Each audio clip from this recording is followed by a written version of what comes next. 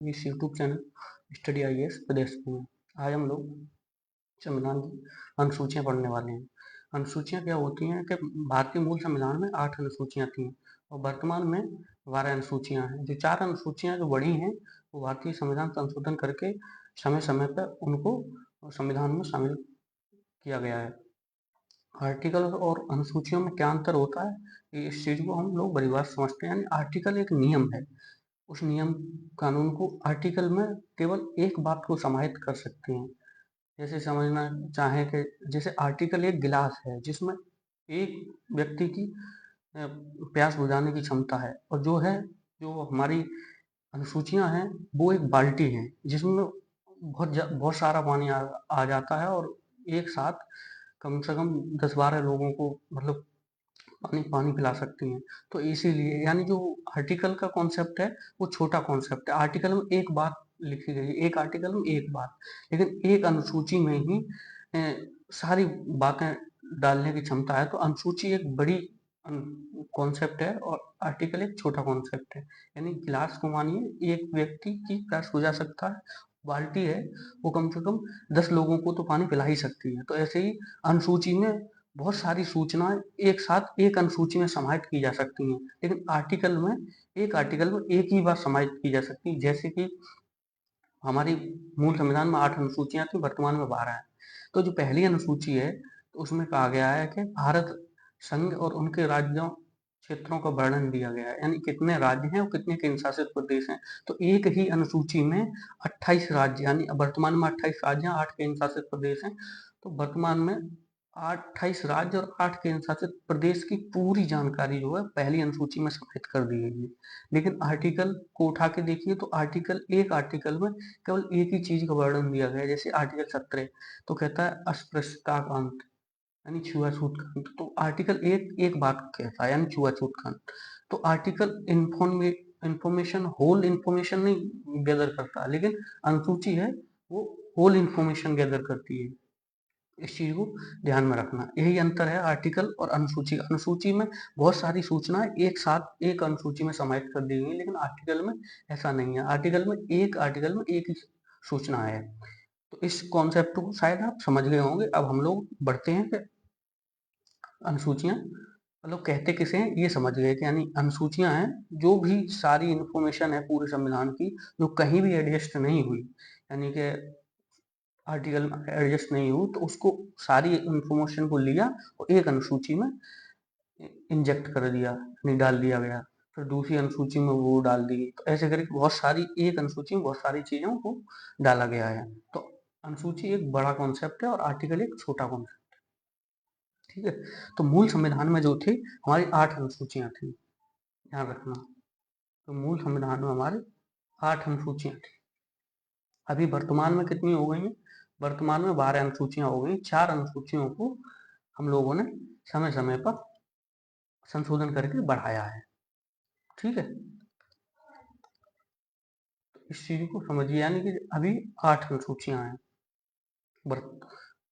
मूल संविधान में 8 थी, अभी वर्तमान में 12 है। तो पहली अनुसूची क्या कहती है, यानी कि भारत संघ और उसके क्षेत्रों का वर्णन है। अब भारत संघ यानी जो कहते हैं कि भारत एक राज्यों का संघ होगा। तो भारत एक राज्यों का संघ होगा तो उसमें कितने स्टेट होंगे और कितनी यूनियन होंगी, यानी यूनियन मतलब केंद्र शासित प्रदेश। केंद्र शासित प्रदेश, तो केंद्र शासित प्रदेश और राज्यों का वर्णन है वो अनुसूची 1 में दिया गया है। तो अभी वर्तमान में हमारे पास 28 राज्य हैं और 8 केंद्र शासित प्रदेश हैं। पहले 29 राज्य थे, जम्मू कश्मीर को तोड़ के 2 केंद्र शासित प्रदेश बना दिए गए, लद्दाख और जम्मू कश्मीर 2 केंद्र शासित प्रदेश अलग अलग बना दिए। तो हमारे पास 28 राज्य हैं वर्तमान में और 8 केंद्र शासित प्रदेश हैं। उनकी चर्चा है वो अनुसूची 1 में की गई है। इस चीज को आप ठीक तरीके से आप समझ गए होंगे। अब अनुसूची 2 में क्या कहा गया है? अनुसूची 2 में कहा गया है कि यानी राष्ट्रपति, उपराष्ट्रपति और लोकसभा का अध्यक्ष, उपाध्यक्ष के आदि का वेतन। अब इस चीज को कैसे याद रखेंगे कि यानी वेतन, तो आजकल का जो जमाना है ना वो पैसे का भाई साहब। आपके पास पैसा है तो सब लोग सम्मान देंगे, सब लोग बात करेंगे, रिश्तेदार भी आपके हैं, जो हैं वो भी आपके हैं, जो नहीं है वो भी आपके हैं। लेकिन पैसा नहीं है तो आपके सगे रिश्तेदार आपके नहीं है। तो पहली में राज्यों का संघ और राज्य, दूसरे में जो है पैसा। अब पैसा किस किस का, राष्ट्रपति का वेतन, उपराष्ट्रपति का वेतन, कैग का, लोकसभा अध्यक्ष का, सांसद वांसद जितने लोग हैं उनका सबका वेतन की चर्चा की गई है अनुसूची 2। तो ध्यान रखना, वेतन और पेंशन इनकी चर्चा है वो अनुसूची 2 में है। अब अनुसूची 3 में किस बात का वर्णन किया गया है कि जो मंत्री हैं, सांसद हैं और जो हमारे पदाधिकारी हैं, विधायक लोग हैं, उनकी जो शपथ का वर्णन है ना, वो अनुसूची 3 में है। अब इनमें लोगों को कंफ्यूजन हो जाता है कि पहले शपथ है या फिर पहले वेतन है। तो हमने इसीलिए आपको बताया था वही चीज पैसे वाली, यानी कि पहले आदमी पैसे का लेन देन करता है, रिलेशन उसके बाद आता है। समझ रहे हैं? तो पहले बोलते हैं कि पैसा कितना दोगे, उसके बाद हम शपथ लेंगे। तो पहले पैसा फिर उसके बाद शपथ। तो यानी कि आर्टिकल मतलब अनुसूची 2 में पैसा यानी वेतन भत्ते और पेंशन, और अनु अनुसूची 3 में इन सभी पदाधिकारियों की, मंत्री हैं, सांसद हैं, विधायक हैं, उनकी शपथ का वर्णन है। लेकिन ध्यान रखना, इसमें 2 लोगों की शपथ का वर्णन नहीं है, वो क्वेश्चन में पूछा जाता है और उस चीज को आप ध्यान भी रखना। यानी कि किस लोगों की उसकी शपथ का वर्णन नहीं है, उसमें से है पहले नंबर पे राष्ट्रपति,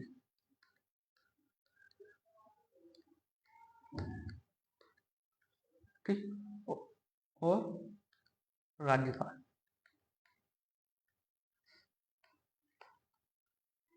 ये 2 लोगों की शपथ का वर्णन इसमें नहीं है, और उपराष्ट्रपति की भी शपथ का वर्णन आर्टिकल में दिया गया है, तो इसमें भी उपराष्ट्रपति का भी नहीं है। तो इन 3 लोगों को निकाल के आप देखना कि इन लोगों की शपथ का वर्णन इसमें नहीं है, यानी कि राष्ट्रपति, राज्यपाल, उपराष्ट्रपति, इनका शपथ का वर्णन नहीं है। बाद बाकी सभी की शपथ दी गई है अनुसूची 3 में। तो इस चीज को ध्यान रखना, क्योंकि पूछ लेता है कि किसकी शपथ का वर्णन है अनुसूची 3 में, तो वो ऑप्शन में दे देता है राष्ट्रपति, राज्यपाल, उपराष्ट्रपति। तो इन लोगों को की शपथ का वर्णन आर्टिकल में है, आर्टिकल में है इसीलिए यहाँ अनुसूची में नहीं दिया गया है। हाँ, मंत्री जी का है, सांसद जी का है, विधायक का है, प्रधानमंत्री की भी शपथ इसी में आती है, जितने भी सुप्रीम कोर्ट, हाई कोर्ट के जजेज हैं उनकी भी शपथ का वर्णन इसी में है। लेकिन राष्ट्रपति, उपराष्ट्रपति और राज्यपाल की शपथ का वर्णन अनुसूची 3 में नहीं है। अब इस चीज को ध्यान रखना, और क्वेश्चन जब आए तो उसको थोड़ा सटीक तरीके से पढ़ लेना कि किसकी शपथ बोल रहा है। बाद बाकी सबकी शपथ है, बस इन 3 को निकाल लेना, और दूसरी में पैसा, तीसरी में शपथ। अब आइए चौथी अनुसूची क्या कहती है।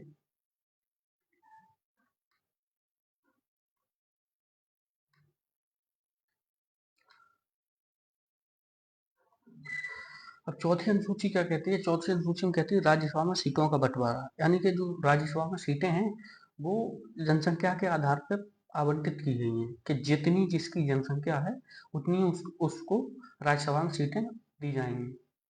तो जैसे, और ये जनसंख्या का जो आधार रखा गया है, बेस रखा गया है, वो 1971 की जनगणना रखा गया है। 1971 में जिस स्टेट की जितनी जनसंख्या थी उसी आधार पर हम लोगों ने इसको डिवाइड कर दिया है सीटों को, कि उसी स्टेट को इतना मिलेगा अनुपात में। जैसे अभी उत्तर प्रदेश को सबसे ज्यादा राज्यसभा में सीटें प्राप्त हैं, उत्तर प्रदेश को 31 प्राप्त हैं और बिहार को 16 प्राप्त हैं, और किसी किसी स्टेट को तो 1-2 ही प्राप्त है। तो उनकी जनसंख्या के आधार पर राज्यसभा में सीटों का आवंटन किया गया, और ये आधार जनसंख्या का 1971 की जनसंख्या रखा गया। इस बात को लेके कभी कभी विवाद भी हो जाता है उत्तर के राज्यों में और दक्षिण के राज्यों में, क्योंकि उत्तर के राज्य कहते हैं, मतलब उत्तर के राज्यों की जनसंख्या 71 में भी ज्यादा थी और आज भी ज्यादा है, और साउथ वाले स्टेट कहते हैं कि हम जनसंख्या भी कम करें, उसके बाद टैक्स भी ज्यादा पे करें, उसके बाद सीटें भी हमारे पास कम आए। समझ रहे हैं? हमारा प्रतिनिधित्व भी कम हो और हम अच्छे कामों में पार्टिसिपेट करते हैं, हम जनसंख्या कम कर रहे हैं तो भारत सरकार का ये मिशन पूरा कर रहे हैं, ये लोग जनसंख्या बढ़ा रहे हैं तो इनको सीटें भी ज़्यादा मिल रही हैं। तो इसी इससे हमें क्या फ़ायदा, वो फिर जनसंख्या को कंपटीशन ही कर लेते हैं, यानी तुम भी बढ़ाओ हम भी बढ़ाएं। तो इस चीज़ को लेके थोड़ा विवाद होता रहता है साउथ के स्टेट में और नॉर्थ वाले स्टेट।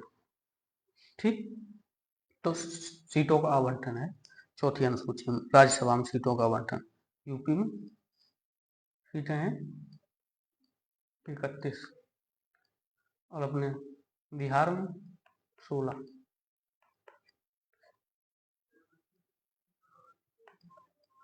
राज्यसभा यूपी में जो लोकसभा की हैं वो 80 हैं, 80 सीटें हैं लोकसभा की। और बिहार में लोकसभा की सीटें 40 हैं, समझ रहे हैं। तो इस चीज को देखिए कि लोकसभा में 40 हैं, बिहार में और यूपी में 80 हैं विधान, और उसमें राज्यसभा में इसमें 31 है, उसमें 16 हैं। तो ये स्टेट बहुत ज्यादा सीटें गेन करके बैठी हैं। इस चीज को अच्छी तरह से समझिए और भली बात जानिए, क्योंकि साउथ के स्टेटों को इतनी सीटें नहीं मिली हैं। सबसे ज्यादा जो लोकसभा में सीटें हैं वो भी यूपी की हैं, और सबसे ज्यादा राज्यसभा में सीटें हैं वो भी यूपी की हैं। तो यूपी ने जनसंख्या पे ही ध्यान दिया है, विकास में तो ध्यान देती तो इतनी जनसंख्या नहीं बढ़ जाती। जितनी जनसंख्या यूपी की है ना उतनी पाकिस्तान की है। यूपी को एक देश घोषित कर देना चाहिए। 25 करोड़ 24-25 करोड़ जनसंख्या होती, इतनी पाकिस्तान की है, इतनी जनसंख्या, और उसके बाद भी पाकिस्तान मतलब बोलता है कि हम हिंदुस्तान पर कब्जा कर लेंगे। समझ रहे हो, हिम्मत देख रहे हो उसकी, खतरनाक हिम्मत रखता है।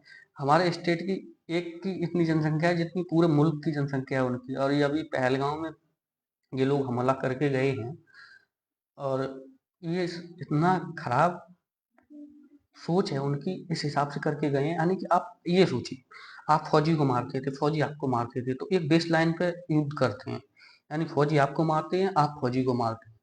तो बात तो वो भी गलत है, आतंकवाद किसी देश के लिए अच्छा नहीं है, तो आज बात वो भी गलत है। लेकिन कम से कम ये तो है कि तुम आम इंसान को नहीं मार रहे हो। लेकिन यहाँ तो तुमने आम इंसान को मारा है, पर्यटकों को मारा है, समझ रहे हो, वहाँ की इकोनॉमी उजाड़ने की कोशिश की है, वहाँ फिर भी आतंकवाद का घर बनाने की पूरी कवायद चल रही है तुम्हारी।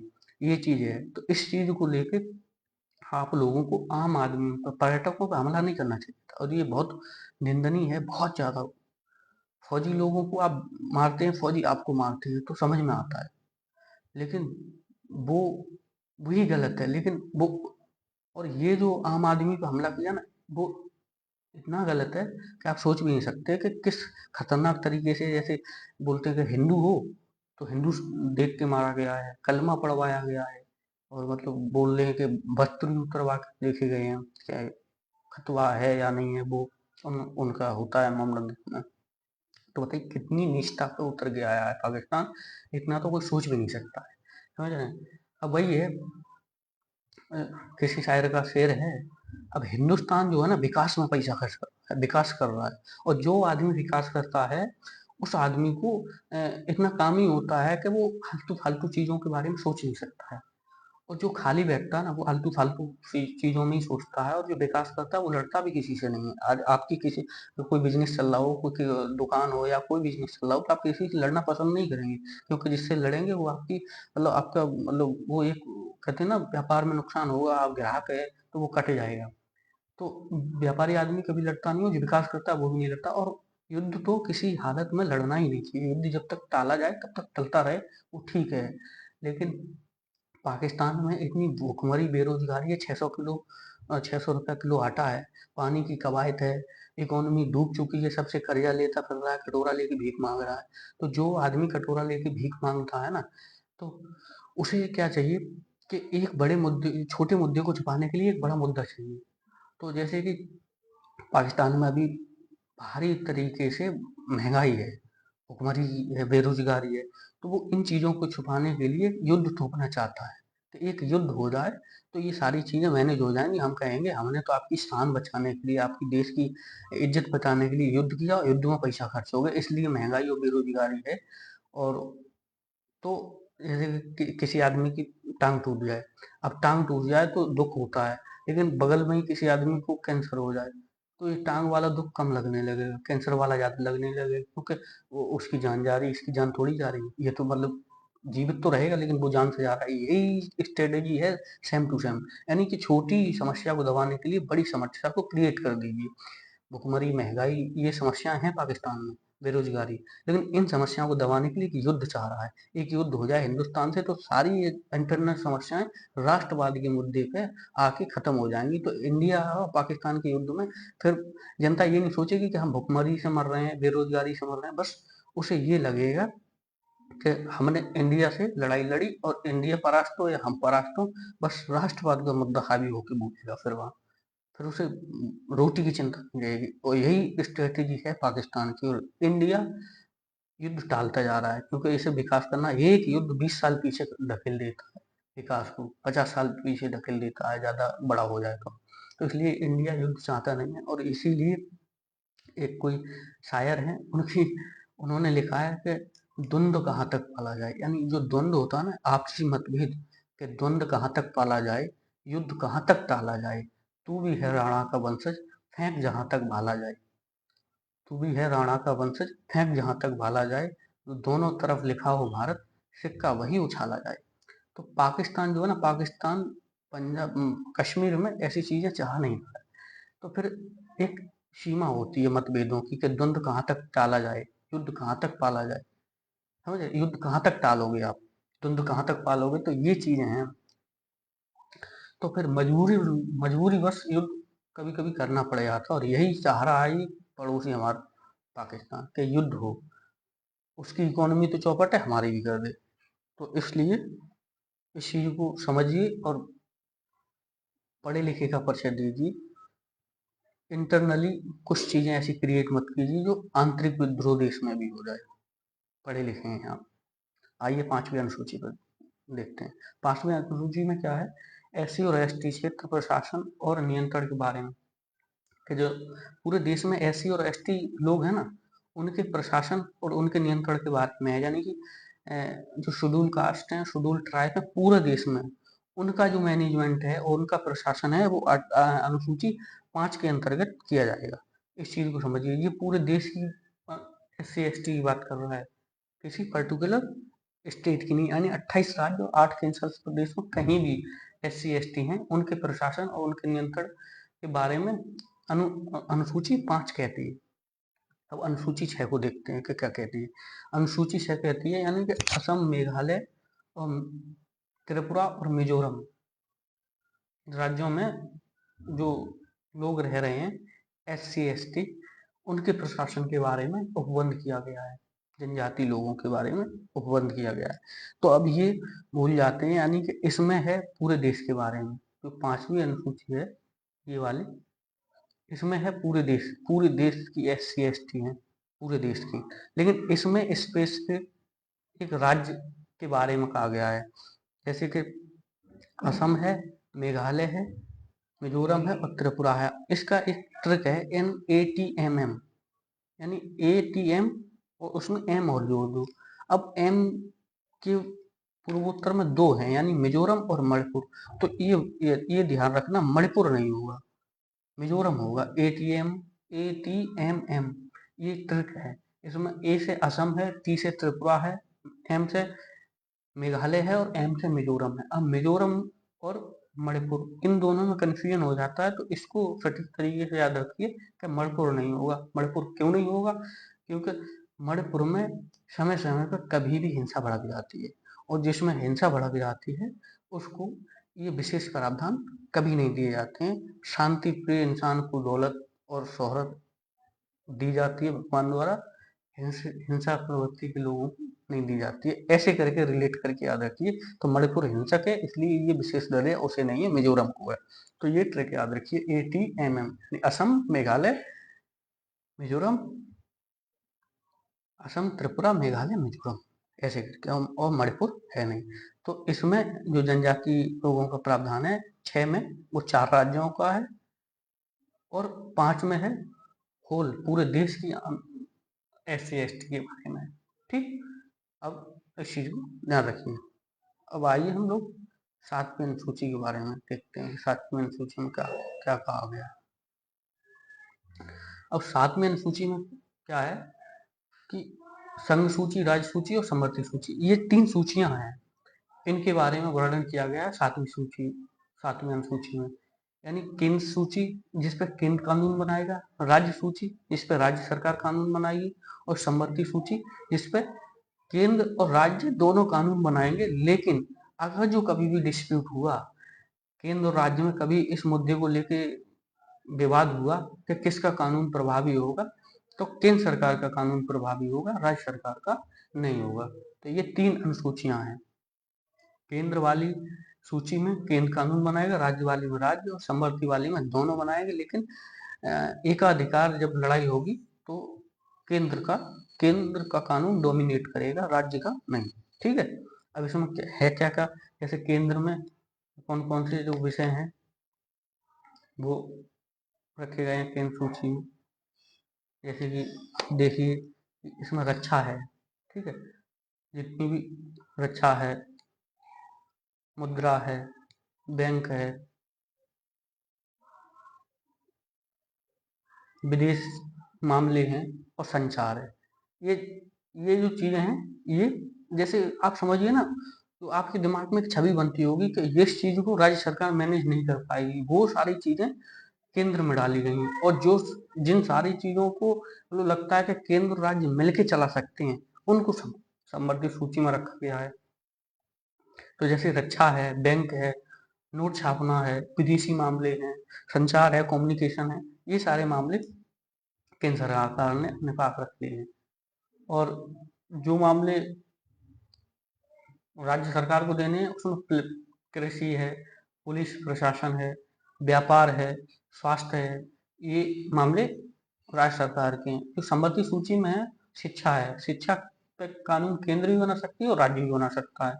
वन है, केंद्र भी बनाएगी, राज्य भी बनाएंगे। मापतौल है, परिवार नियोजन है, परिवार नियोजन जैसे केंद्र सरकार कोई पॉलिसी बनाती है तो राज्य सरकार को इम्प्लीमेंट करना होता है, राज्य सरकार भी बना देती है परिवार नियोजन पर। जैसे योगी जी बनाना चाह रहे हैं, अभी सुनने में आया है कि 2 बच्चे जिसके होंगे उसी को सरकारी नौकरी और सरकारी योजनाओं का लाभ मिलेगा, जिसके 2 से ज्यादा होंगी उसे नहीं मिलेगा। और हम तो यहाँ तक सुना है कि वो ग्राम प्रधान का चुनाव भी नहीं लड़ पाएगा। तो राज्य सरकार भी बना रही है, केंद्र सरकार भी बना रही है। और विवाह में दोनों बनाएंगे। अधिग्रहण यानी कोई भूमि का अधिग्रहण करती है तो विकास योजनाओं के लिए केंद्र सरकार भी अधिग्रहण करती है और राज्य सरकार भी अधिग्रहण करती है। ठीक, जैसे किसी रेलवे के लिए जमीन लेनी है तो केंद्र सरकार लेगी, और स्टेट हाईवे बनाना है तो राज्य सरकार अधिग्रहण करेगी। समझ रहे हैं। तो समवर्ती सूची पर दोनों बनाते हैं, राज्य सूची पर राज्य, केंद्र सूची पर केंद्र। 3 सूचियां हैं, संघ सूची, राज्य सूची और समवर्ती सूची। अब 8वीं अनुसूची के बारे में आते हैं। 8वीं अनुसूची क्या कहती है? मूल विधान। मूल विधान में जो है मूल संविधान, मूल संविधान में जो हमारी भाषाएं थी, भाषाओं के बारे में है 8वीं अनुसूची में। वो भाषाएं थी 4, मतलब 14। 8वीं अनुसूची में मूल संविधान में 14 भाषाएं थी। अब 14 भाषाओं में वर्तमान में अभी 22 भाषाएं हैं। समय समय पर जरूरत पड़ती गई तो उसी हिसाब से हम लोग भाषाओं को जोड़ते गए हैं। तो 8वीं अनुसूची में भाषाएं हैं, और पहले 14 थी, अब 22 हो गई हैं। तो कितनी बड़ी हैं? 8 भाषाओं को और जोड़ा गया है। तो देखिए कि कब कब और कौन से संविधान संशोधन द्वारा जोड़ा गया है। देखो, 21वां संविधान संशोधन किया था हमने 1967 में। ठीक है, उससे हमने एक भाषा जोड़ी थी, सिंधी। ठीक, सिंधी भाषा को जोड़ा। फिर हमने 71 में संशोधन किया, 71वां संविधान संशोधन किया 1992 में। और हमने नमक, इसकी जो ट्रिक है वो इस हिसाब से आप याद रखना, इसकी नमक नाम से ट्रिक है। ठीक, नमक यानी कि ना से नेपाली, मा से मणिपुरी, का से कोंकणी। ठीक है, ये लिखा देखो, नमक ट्रिक है। देखो, नेपाली, मणिपुरी और कोंकणी, ये 3 भाषाएं जोड़ी गई 71वें संविधान संशोधन द्वारा 1992 में। नमक नाम से ट्रिक है, नेपाली, मणिपुरी और कोंकणी। 21वें संविधान संशोधन द्वारा 15वीं भाषा जोड़ी गई 1967 में, वो सिंधी थी। तो 15 और 3 18 हो गए। ठीक है, उसके बाद देखिए 92वें संविधान संशोधन द्वारा 4 भाषाएं और जोड़ी गई 2003 में। 92वें संविधान संशोधन द्वारा ये जोड़ी गई मैथिली, संथाली, बोडो, डोगरी। ठीक है, तो इसको आप कैसे याद रखेंगे कि बोडो, डोंगरी, मैथिली और संथाली। तो आपने सुना होगा बोर्ड मास। बोर्ड मास का नियम तो आपने पढ़ा होगा, वो मैथ में लगाते हैं वो ट्रिक, कि बोर्ड मास का नियम लगेगा था कि वो होता है कि पहले कोष्टक को तोड़ते हैं तो कहते हैं कि पहले का को तोड़िए। का को मतलब होता है कोष्टक, यानी पहले का को तोड़िए ता पीछे देव भाग, और गुणा करो धन जोड़िए ऋण को देव घटाए। तो वो बोर्ड मास का नियम होता है जो हमारी भाषा में सिखाया गया था हमें हिंदी में, वो ऐसे ही था। तो पहले का को तोड़िए ता पीछे देव भाग, गुणा करो ऋण जोड़िए, मतलब धन जोड़िए ऋण को देव घटाए। तो बोर्ड मास होता है। तो बोर्ड मास से याद रखिए, यानी बोर्ड मास। बी से बोडो, डा से डोंगरी, माँ से मैथिली और सा से संथाली। ठीक, तो इस ट्रिक को याद रखिए। बोर्ड मास, बा से बोडो, डा से डोंगरी, माँ से मैथिली, सा से संथाली, बोर्ड मास। ठीक, उसकी ट्रिक है नमक, इसकी ट्रिक है बोर्ड मास। अब इस चीज को भूलेंगे नहीं कभी कि कौन कौन सी भाषाएं हैं। तो भाषाएं आप ट्रिक से याद रखिए और संशोधन याद रखिए, संशोधन भी पूछ लेता है। ठीक है, अभी 96 में संविधान संशोधन द्वारा उड़िया का नाम चेंज किया गया था। भाषा का जो उड़ीसा है उसकी जो भाषा है उसमें रखी गई है हमारी 22 भाषा में, तो उसका नाम चेंज किया गया था, इसलिए ये रख दिया गया है 46 मतलब 96 में संविधान संशोधन। ठीक है, अब इसी में जो मामला है कि शास्त्रीय भाषाओं का, कि शास्त्रीय भाषाएं हमारे पास कितनी है। शास्त्रीय भाषाएं हमारे पास 6 भाषाएं हैं, शास्त्रीय भाषाएं। ठीक है, तो इन चीजों को याद रखिए कि 6 शास्त्रीय भाषाएं हैं। कभी कभी पूछता है कि हमारे पास शास्त्रीय भाषाएं कितनी है, तो 6 हैं, याद ध्यान रखिएगा। तो पहली जो शास्त्रीय भाषा जोड़ी गई थी वो तमिल है। ठीक, फिर संस्कृत है, सबसे पुरानी जो जोड़ी गई शास्त्रीय भाषा वो तमिल है, फिर संस्कृत है, फिर तेलुगु है, फिर कन्नड़ है, मलयालम है और ओडिया है। हमने बोला था आपको, वहां लिखिए उड़िया, और इसमें है ओडिया। तो इन शास्त्रीय भाषाओं को भी याद रखिए, क्वेश्चन पूछ लेता है कि कितनी शास्त्रीय भाषाएं 6 हैं और कौन कौन सी। तमिल तमिलनाडु से याद रखिए, संस्कृत उत्तर भारत से याद रखिए, तेलुगु तेलुगु जो है आंध्र प्रदेश से है रिलेटेड, कन्नड़ कर्नाटक से, मलयालम केरल से, उड़ीसा उड़ीसा से। ये इतने स्टेट याद रखिए, स्टेटों से इसे रिलेट कर दीजिएगा तो आपको याद रहेगा कि 6 भाषाएं। उड़ीसा से उड़िया है, केरल से मलयालम है, कन्नड़ कर्नाटक से, तेलुगु आंध्र प्रदेश से, संस्कृत जो है उत्तर भारत में बोली जाती है, उत्तर प्रदेश को मान लीजिए, और तमिल तमिलनाडु में। लेकिन क्रम पूछ ले, क्रम भी पूछ लेता है तो तमिल पहले जोड़ लीजिए, फिर संस्कृत जोड़ लीजिए। ठीक, फिर तेलुगु, फिर कन्नड़, मलयालम और उड़िया। उड़िया सबसे बाद में जोड़ लीजिए। तो ये भाषाएं हो गई। और उसके बाद हम लोग बढ़ते हैं 9वीं अनुसूची की तरफ। देखते हैं 9वीं अनुसूची में। 9वीं अनुसूची में क्या है कि 8 अनुसूची तो हमने बोला था मूल संविधान में थी, अब ये 9वीं अनुसूची जो है जोड़ी गई है। ये 4 अनुसूचियां जोड़ी गई हैं बाद में। तो 9वीं अनुसूची पहले संविधान संशोधन द्वारा जोड़ी गई है। भूमि सुधार संबंधित इसमें कानून थे, यानी कि संविधान बना 49 में बन के क्लियर हो गया, उसे 50 में लागू किया गया, जब भी इम्प्लीमेंट किया 50 में, 51 में ही संशोधन करना पड़ गया। क्योंकि जैसे ही नेहरू जी ने भूमि को लेकर चीजें एक्वायर की, भूमि को अधिग्रहण किया हाईवे के लिए, रेलवे बिछाने के लिए, तो मामला बिगड़ने लगा। लोग कहने लगे हम जमीन नहीं देंगे, हमारी पैतृक जमीन है और हम मुआवजा लेके भी नहीं देंगे। तो फिर और ये विवाद जो है ना सुप्रीम कोर्ट में जाने लगे। क्यों जाने लगे? क्योंकि हमारा जो भूमि का राइट था वो आर्टिकल 31 में था। वो आर्टिकल 31 फंडामेंटल राइट में आता। फंडामेंटल राइट का आनंद होता है तो हम सीधे हाई कोर्ट या सुप्रीम कोर्ट जा सकते हैं। तो जब भी भूमि का विवाद होता था लोग हाई कोर्ट या सुप्रीम कोर्ट सीधे चले जाते थे। तो ये इतने विवाद होने लगे और इसको लेके भूमि अधिग्रहण हुई नहीं और सारी विकास योजनाओं को ठप होना पड़ा। तो नेहरू जी ने इसका तोड़ निकाला कि पहला संविधान संशोधन करके 9वीं अनुसूची जोड़ेगी। हमने बताया अनुसूची में सारे जो बड़े कानून हैं जितने भी लो और डाल दो। तो नेहरू जी ने पहला संविधान संशोधन किया 1951 में। देखो ये लिखा है, पहला संविधान संशोधन किया 1951 में तहत, और ये जोड़ी गई, नेहरू जी ने जोड़ी थी।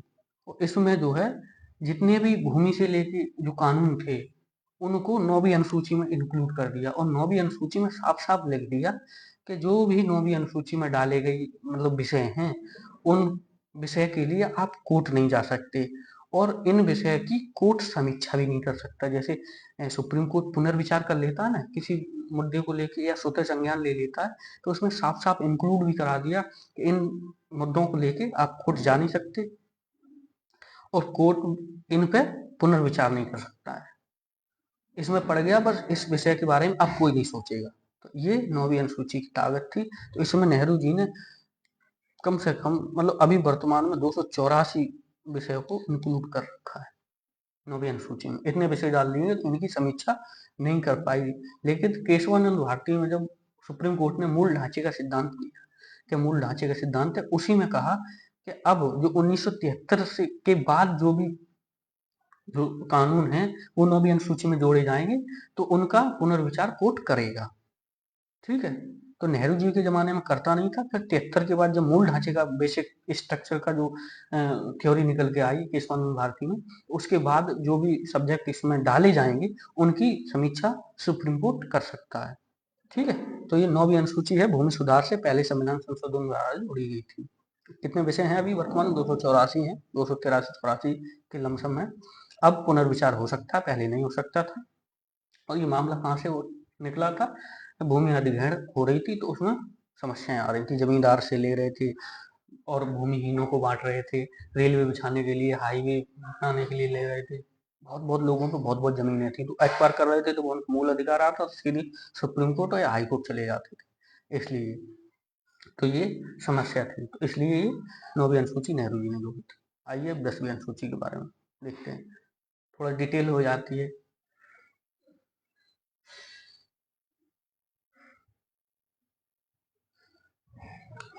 10वीं अनुसूची में क्या हुआ कि नेहरू जी के ज़माने में, मतलब नेहरू जी तो निकल लिए थे 64 में, फिर 10वीं अनुसूची जोड़ी गई 52 में संविधान संशोधन द्वारा। तो उसमें क्या था कि 85 में जोड़ी गई थी, 1985 में। 85 के दौर में 84 में इंदिरा गांधी की हत्या हो गई थी।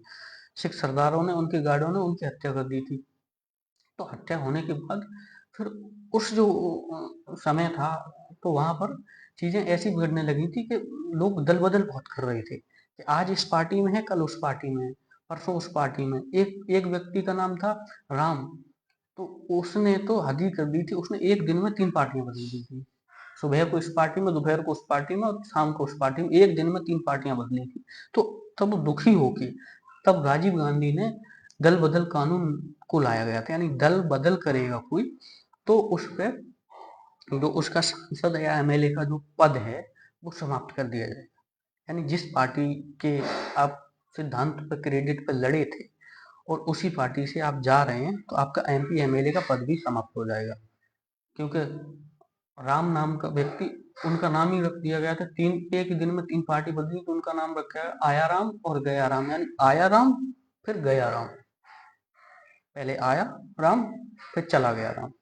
तो इसलिए 10वीं अनुसूची में दल बदल कानून के बारे में, यानी जो भी दल बदलेगा अपनी, जैसे हम किसी पार्टी से चुनाव लड़ें और फिर हम जीत जाएं और उसके बाद हम कहें कि हम उस दल को छोड़कर दूसरे दल में शामिल होना चाहते हैं, तो फिर हमारी जो एमएलए या एमपी का जो भी पद है वो समाप्त हो जाएगा। ये अनुसूची 10 कहती है।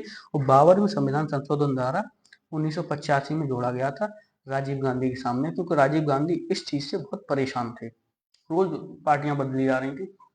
पर इसका एक नियम भी बना दिया था, यानी कि होल पार्टी के अगर जो 2/3 सदस्य छोड़ के जाते हैं तो उनकी सदस्यता रद्द नहीं होगी।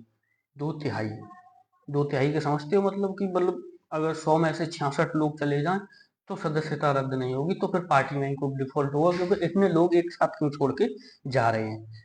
ठीक है, अगर एक दो व्यक्ति जाएगा, 2/3 से कम जाएंगे तो फिर सबकी सदस्यता रद्द कर दी जाएगी, ये ध्यान रखना। तो 10वीं अनुसूची जोड़ी गई 52वें संविधान संशोधन द्वारा 1985 में, राजीव गांधी के समय। क्यों जोड़ी गई उसकी हमने पृष्ठभूमि समझा दी, क्योंकि लोग उस समय दल बहुत ज्यादा चेंज कर रहे थे, क्योंकि जोड़ तोड़ की राजनीति चल रही थी। तो आज इस दल में है, कल उस दल में है, तो इस हिसाब से फिर राजीव गांधी ने पार्लियामेंट से एक्ट पास करा के उसको लागू कर दिया और 10वीं अनुसूची इंजेक्ट कर दी संविधान संशोधन करके, कि कोई भी दल चेंज करेगा तो उसकी सदस्यता गई। अब जब एमएलए ही नहीं रहेगा तो दल चेंज करके फायदा ही क्या है, तो फिर लोग डरने लगे और चेंज करना छोड़ने लगे 85 के बाद। लेकिन उसमें एक नियम यही काम करता था 2/3 का, अगर 2/3 सदस्य छोड़ते तो सदस्यता नहीं आएगी। ठीक, तो फिर कहते मानते थे कि मतलब कुछ दल में ही मतलब परेशानी है, सदस्य इतने एक साथ कैसे छोड़ के जा सकते हैं। ठीक है, अब 11वीं अनुसूची। 11वीं अनुसूची में क्या है, ग्राम पंचायत के 29 विषयों का उल्लेख है। अब जैसे आपने सुना होगा कि 73वां संविधान संशोधन हुआ और 74वां संविधान संशोधन हुआ। 73वां संविधान संशोधन ग्राम पंचायत के बारे में है, जो हमारी प्रधानी के बारे में है, जो प्रधान है तो उनके बारे में है कि प्रधानी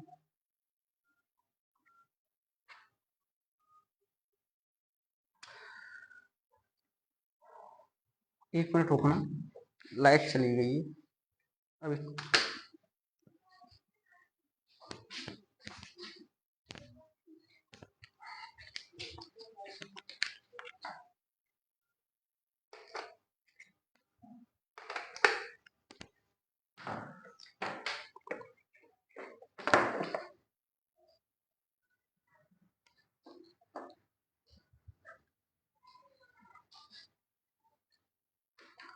सॉरी, मतलब वो लाइट चली गई थी तो जो है लैपटॉप थोड़ा डिस्चार्ज हो गया था, इसलिए लैपटॉप को लगाया था, वो स्विच ऑफ होने वाला था। ठीक है, उसके लिए थोड़ा सॉरी, माफी मांगते। तो 11वीं अनुसूची 29 विषय ग्राम पंचायत से संबंधित था। तो ग्राम पंचायत से संबंधित था तो इसमें 29 विषय थे। जैसे प्रधान लोग होते हैं हमारे यहाँ पर, तो उसी ग्राम पंचायत की बात कर रहा है। 3 स्तर पर चुनाव होता है ग्राम पंचायत, और 73वें संविधान संशोधन द्वारा 1991 और 92 में, यहाँ पर 93 लिखा है कि 91 92 होगा, 93 में तो लागू कर दिया गया था। ठीक है, तो इसको थोड़ा सुधार लेना, 91 92 है इसमें, यहाँ 91 यहाँ 92 है। ठीक है, जोड़ा गया। पीवी नरसिम्हा राव उस समय पीएम थे, नरसिम्हा राव पीएम थे। 73वें संविधान संशोधन का 29 विषय हैं। विषय पूछ लेता है कभी कि कितने विषय हैं, 29 विषय हैं। और कौन से संविधान संशोधन द्वारा जोड़ा गया, तो 73वें संविधान संशोधन द्वारा जोड़ा गया, ये ध्यान रखना। 11वीं अनुसूची 73वें संविधान संशोधन द्वारा 1991 92 में, और 29 विषय हैं। ग्राम पंचायत मतलब होता है कि 3 स्तर पर चुनाव होता है। जैसे ग्राम पंचायत में ही प्रधान जी का चुनाव होता है। प्रधान जी प्रत्यक्ष रूप से चुने जाते हैं जनता द्वारा, जनता चुनती है। फिर एक होता है बीटीसी, आपने सुना होगा, तो बीटीसी का भी चुनाव उसी समय हो जाता है, जिससे वहाँ एमएलए उसका ब्लॉक प्रमुख का चुनाव होता है। ब्लॉक प्रमुख में बीटीसी वोट डालते हैं। ब्लॉक प्रमुख के बाद जिला अध्यक्ष का चुनाव होता है, जो जिला पंचायत सदस्य चुने जाते हैं वो वोट डालते हैं। तो त्रिस्तरीय व्यवस्था हमारे संविधान में स्वीकार की गई है 3 स्तर पर, यानी जिला पे, ब्लॉक पे और ग्राम पंचायत। अब ग्राम पंचायत में प्रधान होता है, ब्लॉक पे ब्लॉक प्रमुख होता है, जिला पे जिला अध्यक्ष होता है। इनके लिए चुनाव कौन करते हैं वो भी हमने बता दिया। ब्लॉक प्रमुख में बीटीसी वोट डालते हैं, और जिला अध्यक्ष में जिला पंचायत जो सदस्य लड़ते हैं वो वोट डालते हैं। ठीक है, ये अप्रत्यक्ष चुनाव होते हैं दोनों, ब्लॉक प्रमुख के और जिलाध्यक्ष के। प्रधान जी प्रत्यक्ष रूप से चुने जाते हैं। ठीक, और किस संविधान संशोधन द्वारा जोड़ा गया वो भी बता दिया। 73 संविधान द्वारा 1991 92 में, और 29 विषय थे। 12वीं अनुसूची ये ग्राम पंचायत से संबंधित है और ये नगर पंचायत से संबंधित है। इसमें 18 विषय हैं। विषय पूछ लेता है इसलिए हम ज्यादा जोड़ दे रहे हैं, उसमें 29 हैं, इसमें 18 हैं। 74वां संविधान संशोधन किया गया है 1900, ये भी 92 1992 91 92 है, यहाँ 93 लिख दिया गया है। इस चीज को आप देखिए थोड़ा। ठीक, 91 92 है। 74वें संविधान संशोधन द्वारा ये ग्राम नगर पंचायत के लिए। अब नगर पंचायत के लिए क्या है, जैसे आपने सुना होगा कोई गांव और बड़े शहर के बीच में एक कस्बा बस जाता है, तो उस कस्बा को हम कहते हैं नगर पंचायत। नगर पंचायत में चेयरमैन का चुनाव होता है, आपने सुना होगा कि चेयरमैन साहब का चुनाव होता है, वो प्रत्यक्ष ही होता है। जैसे गांव में प्रधान होता है, कैसी बड़े सिटी में, जैसे टाउन एरिया बोलते हैं, मतलब छोटी सिटी में टाउन एरिया बोलते हैं, तो उस टाउन एरिया में मतलब चेयरमैन का चुनाव होता है। वो सेम प्रधान के समकक्ष पावर रखता है, उसी की प्रत्यक्ष चुनाई जाता है। तो गांव में प्रधान होगा, थोड़े छोटे से नगर में वो होगा चेयरमैन। और उसके बाद नगर पालिका का चुनाव होता है और नगर निगम का होता है। यहाँ भी 3 स्तरीय है और वहाँ भी 3 स्तरीय। वहाँ जिला अध्यक्ष, ब्लॉक प्रमुख, प्रधान जी। यहाँ पर नगर निगम का चुनाव होता है तो मेयर चुने जाते हैं, जिसे प्रथम नागरिक बोलते हैं, यानी मेयर। जैसे दिल्ली में नगर निगम है तो दिल्ली नगर निगम, गाजियाबाद नगर निगम, नोएडा नगर निगम, तो यहाँ पर मेयर चुने जाते हैं। उससे छोटा शहर होता है वहाँ नगर पालिकाएं होती हैं। जैसे छोटा कोई जिला है, जैसे कोई भी जिला ले लीजिए, अलीगढ़ तो नगर निगम में आ गया है, बड़ा हो गया है। जैसे कासगंज को ले लीजिए, कासगंज नगर पालिका है, तो नगर पालिका में भी चुनाव होता है, तो ब्लॉक प्रमुख के समकक्ष ही एक चुना जाता है। ठीक है, तो चेयरमैन ही बोलते हैं। और ये जो है उसके नीचे चेयरमैन चुने जाते हैं, जो छोटी सिटी में, जैसे कासगंज के जिले के अंदर कोई जो शहर आता है, जैसे एक हमारे यहाँ पटियाली है, गंज है, तो ये टाउन एरिया में आते हैं। तो उस टाउन एरिया को हम नगर पंचायत में बोल देते हैं, वहाँ मेयर चुने जाएंगे। तो यहाँ भी त्रिस्तरीय मेयर तो वहाँ है नगर निगम में, और चेयरमैन है, और बीच में एक ब्लॉक प्रमुख के समकक्ष ही एक और चुना जाता है, जो नगर पालिका में होता है। ठीक है, नगर पार्षद बोलते हैं उसे। तो यहाँ भी त्रिस्तरीय 12वीं अनुसूची और 74वें संविधान संशोधन द्वारा जोड़ा गया है, और 18 विषय हैं 1992-91। ठीक है, तो 12वीं अनुसूची हो गई। कौन सी भाषा 8वीं अनुसूची में शामिल नहीं है, इस चीज को विशेष इंक्लूड करके इसलिए लिखा गया है कि अंग्रेजी कई बार एग्जाम में आई है कि अंग्रेजी भाषा को 8वीं अनुसूची में शामिल किया गया है या नहीं किया गया है। तो ये आप माइंड में बिठा लीजिए बहुत अच्छी तरह से कि अंग्रेजी भाषा को 8वीं अनुसूची में शामिल नहीं किया गया है। भारत के संविधान के अनुसार पशुधन और पशुपालन का विषय शामिल है राज्य में। हाँ, तो ये जो दो विषय हैं ये राज्य में शामिल है। अंग्रेजी वाला पॉइंट याद रखिएगा कि 8वीं अनुसूची में जो 22 भाषाएं हैं उसमें अंग्रेजी इंक्लूड नहीं है और भोजपुरी इंक्लूड नहीं है। ये 2 भाषाएं आप विशेष तौर पर याद रखिएगा, क्योंकि ये 2 भाषाएं एग्जाम में आई हैं। अंग्रेजी भी आई है और भोजपुरी इसलिए बोल रहे, भोजपुरी कह रही कि हमें एक राज्य मतलब अब 22वीं भाषा में शामिल कीजिए, तो इसलिए 2 भाषाओं को याद रखिए, ये शामिल नहीं है। इस कॉन्सेप्ट को आप समझ गए होंगे, ग्राम पंचायत और ग्राम नगर निगम वाला। नगर पंचायत और ग्राम पंचायत का अगर थोड़ा भी अगर डाउट बचा हो तो जो हम ग्राम पंचायत मतलब जो स्थानीय सुशासन पढ़ाएंगे उसमें हम आपके डाउट को पूरा जड़ से मतलब खत्म कर देंगे, क्योंकि अभी हो सकता है आप समझ नहीं पाए हो। ग्राम मतलब गांव में रहते होंगे तो समझ गए होंगे, लेकिन पॉलिटिकल समझ इतनी होनी चाहिए तो आप प्रधान के बारे में समझ गए होंगे, लेकिन जो ब्लॉक प्रमुख है, जिला अध्यक्ष है, उस वोट कौन करते हैं, चेयरमैन है, नगर पार्षद हैं और नगर निगम में मेयर हैं, इनके बारे में शायद थोड़ा हल्का फुल्का कम जानते हो, तो क्लियर नहीं हुआ हो तो ग्राम पंचायत जो स्थानीय सुशासन पढ़ाएंगे उसमें हम क्रिस्टल क्लियर कर देंगे आपको। ठीक है, वैसे हमने पूरा कोशिश की है क्रिस्टल क्लियर हो जाए। 3 स्तर पर वहां भी है और 3 स्तर पर यहाँ भी है। ये सिटी का मामला है, जो 12वीं अनुसूची है वो सिटी का मामला है, और ये ग्राम का मामला है, गांव का, ये सिटी का है प्रॉपर। इतना याद रखिएगा। ठीक है, तो हमने 1 से लेकर 12 तक अनुसूची आपकी क्लियर कर दी। आप रिकेप कर लेते हैं थोड़ा देर। जो पहली अनुसूची में है, सीधी सीधी पहली अनुसूची में क्या है, राज्य है, केंद्र शासित प्रदेश है, कितने राज्य कितने केंद्र शासित प्रदेश। दूसरे में सबके वेतन की बात है, पैसा पैसा चलता है, यानी कि मंत्री सांसद एमएलए सबका वेतन भत्ता और पेंशन है। तीसरी में शपथ है, सभी लोगों की, राष्ट्रपति उपराष्ट्रपति और राज्यपाल की शपथ को छोड़ के सभी की शपथ है। चौथी अनुसूची में क्या है, यानी राज्यसभा में सीटों का आवंटन किया गया है। 5वीं में क्या है, SC ST पूरे देश में है, उनके नियंत्रण प्रशासन की बात की गई है। ठीक, 5वीं में। 6ठी में क्या है, वो 4 स्टेट हैं ATMM, यानी असम, त्रिपुरा, मेघालय और मिजोरम, इनके बारे में जो जनजाति लोग हैं उनके बारे में प्रशासन की बात की गई है इस विशेष रूप से 6वीं अनुसूची में। 7वीं में क्या है, अनुसूचियां हैं, केंद्र सूची, राज्य सूची और संबंधित सूची। उसको हमने डिटेल में बता दिया कि कौन किस पर कानून बनाएगा। 7वीं अनुसूची वो हो गई। 8वीं अनुसूची में भाषाएं दी गई हैं, यानी कि पहले मूल संविधान में 14 भाषाएं थी, अभी 22 भाषाएं, और कैसे कैसे जोड़ी गई सीक्वेंस में हमने पूरी भाषाओं को बता दिया। ठीक है, कौन से संविधान संशोधन द्वारा क्या हुआ। शास्त्रीय भाषाएं कितनी है, 6 शास्त्रीय भाषाएं हैं, वो भी हमने आपको क्रम से बता दिया। फिर 9वीं अनुसूची, नेहरू जी ने पहला संविधान संशोधन द्वारा भूमि को लेकर विवाद आ रहा था, तो फिर 9वीं अनुसूची में वो हमने विस्तार से बता दिया। फिर 9वीं अनुसूची पहले संविधान द्वारा 1991 में नेहरू जी ने जोड़ी। ठीक है, फिर 10वीं अनुसूची राजीव गांधी जी ने जोड़ी, क्योंकि उस समय थोड़ा जोड़ तोड़ की राजनीति हो रही थी, तो फिर 96 में उन्होंने 52वां संविधान संशोधन करके 1985 में 10वीं अनुसूची जोड़ दी गई, और दल बदल करेगा तो उसकी सदस्यता रद्द कर दी जाएगी। 11वीं अनुसूची ग्राम पंचायत से संबंधित है, 73वें संविधान संशोधन द्वारा जोड़ी गई, 1991 92 में जोड़ी गई है। 73वें संविधान संशोधन, उस समय पीएम थे नरसिम्हा राव जी, पीवी नरसिम्हा राव, और 29 विषय हैं ग्राम पंचायत में। 11वीं अनुसूची है। 12वीं अनुसूची नगर पंचायत की है, 18 विषय हैं, 91 92 में ये भी जोड़ी गई, लेकिन 74वें संविधान संशोधन द्वारा जोड़ी गई।